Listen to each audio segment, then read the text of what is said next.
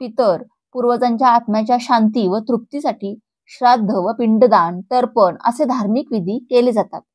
धार्मिक मान्यतेनुसार पितृपक्ष दरवर्षी भाद्रपद महिन्याच्या शुक्ल पक्षाच्या पौर्णिमेपासून सुरू होतो आणि अश्विन महिन्याच्या कृष्ण पक्षातील अमावस्येपर्यंत असतो. म्हणजे पितृपक्ष किंवा श्राद्ध सुमारे 15 दिवस चालते.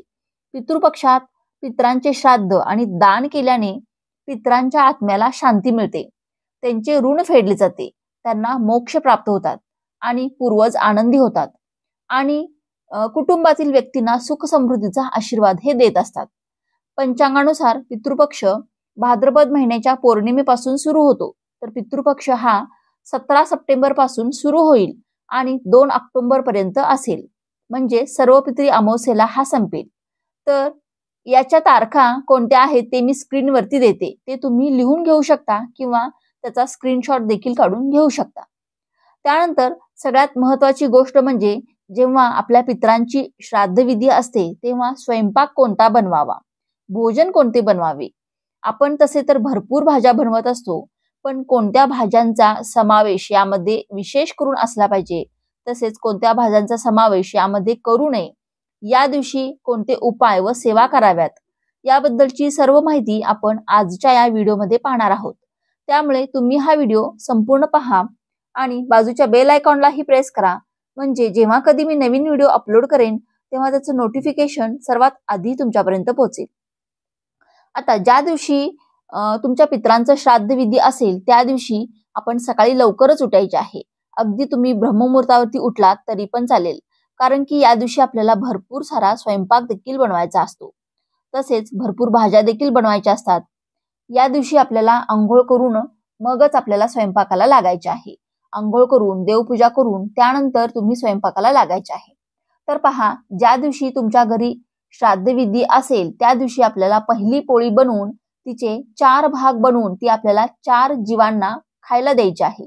किंवा अगदी तुम्हाला 15 दिवस शक्य असेल तर 15 दिवस देखील हा उपाय किंवा ही सेवा तुम्ही करू शकता. यामुळे आपल्याला आपल्या पितरांचा आशीर्वाद हा मिळत असतो व आपल्या घरामध्ये सुख शांती समृद्धी देखील नांदते.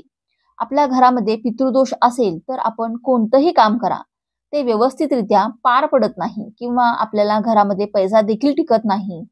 त्यामुळे आपण पितरांच्या आत्म्याला शांती मिळावी यासाठी आपण श्राद्धविधी केलाच पाहिजे. तर आपण पहिली पोळी बनवायची आहे, तिचे 4 भाग बनवायचे आहेत किंवा अगदी तुम्ही 4 छोट्या छोट्या पोळ्या बनवल्या तरी पण चालेल.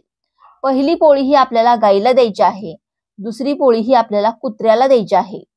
आता जेव्हा तुम्ही कुत्र्याला ही पोळी देत असता तेव्हा आपल्याला काय म्हणायचे आहे, यमदेवांच्या मार्गाचे अनुसरण करणारे श्याम व सबय हे 2 कुत्रे आहेत, त्यांना मी हा अन्नाचा भाग देत आहे, त्यांनी तो ग्रहण करावा.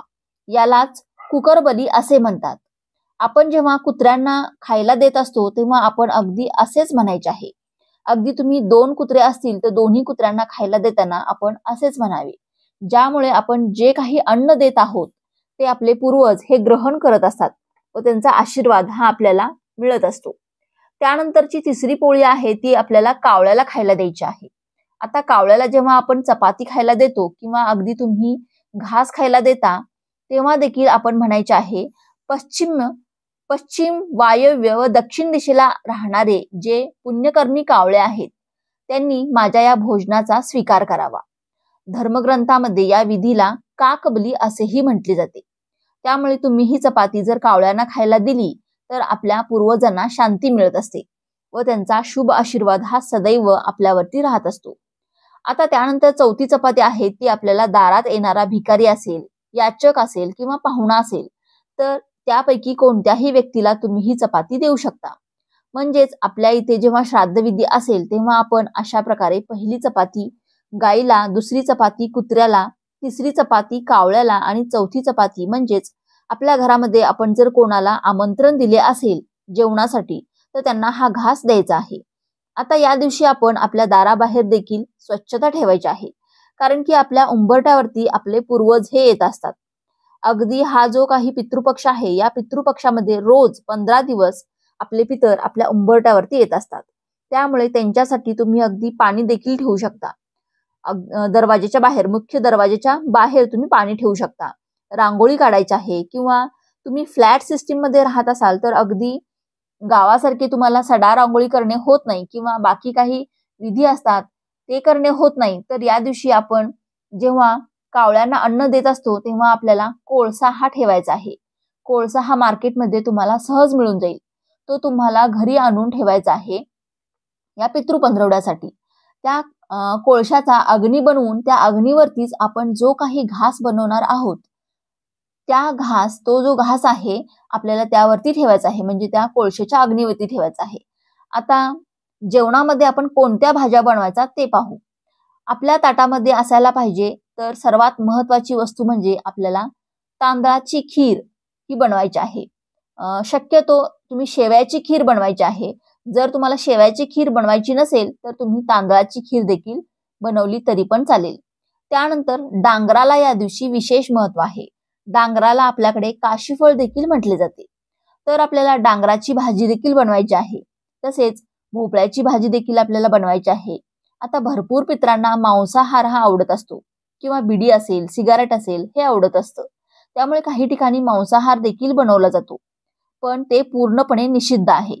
अगदी पितरांना मांसाहार जरी आवडत असला तरी पण पितरांना मांसाहार जो आहे तर तो चुकूनही जेवणामध्ये बनवायचा नाही.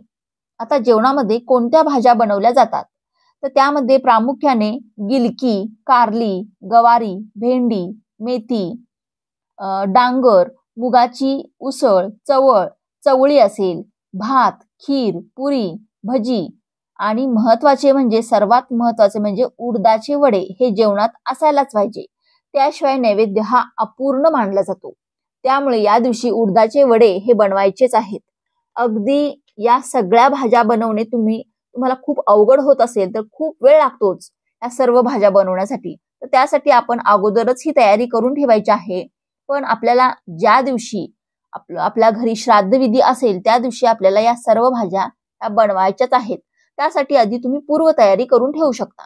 तसेच भाज्या बनवत असताना आपल्याला एका गोष्टीची काळजीही घ्यायची आहे. जे काही अन्न आहे ते सात्विकच असावं. त्यामध्ये जास्त मसाल्यांचा वापर देखील आपल्याला करायचा नाही.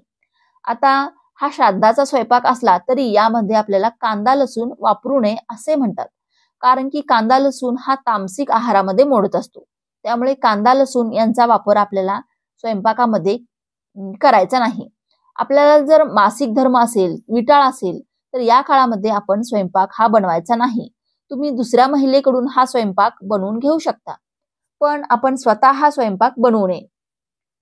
आता आपण जेव्हा स्वयंपाक बनवत असतो तेव्हा आपण चुकूनही या स्वयंपाकाची टेस्ट जी आहे तर ती बघायची नाही, चव घ्यायची नाही आपल्याला याची. कारण की जेव्हा आपण नैवेद्य बनवत असतो तो नैवेद्य आपण पहिल्यांदा पितरांनाच अर्पण करायचा आहे. आता हा नैवेद्य आपण कसा अर्पण करायचा आहे? पितरांसाठी ताट वाढताना सर्व पदार्थ उलट क्रमाने वाढावेत. ताटात मीठ, लिंबू हे सर्व शेवटी वाढावेत. सर्व भाज्या एका बाजूला, चटण्या दुसऱ्या बाजूला असाव्यात आणि ताटाच्या मधोमध वरण भात ठेवावे. तसेच मध्यभागी कढी किंवा खीर ठेवावी. कोशिंबीर किंवा भातावर वरण वाढताना त्याचा ओघळ इतर पदार्थावर जाऊ नये अशा पद्धतीने ताट वाढायचे आहे. त्यानंतर पहा, श्राद्धामध्ये 3 पिंडांचे विधान आहे. त्यामध्ये पहिले पिंड पाण्यात अर्पण करावे, दुसरे पिंड श्राद्ध करावयाच्या पत्नीला द्यावे आणि तिसरे पिंड अग्नीला द्यावे.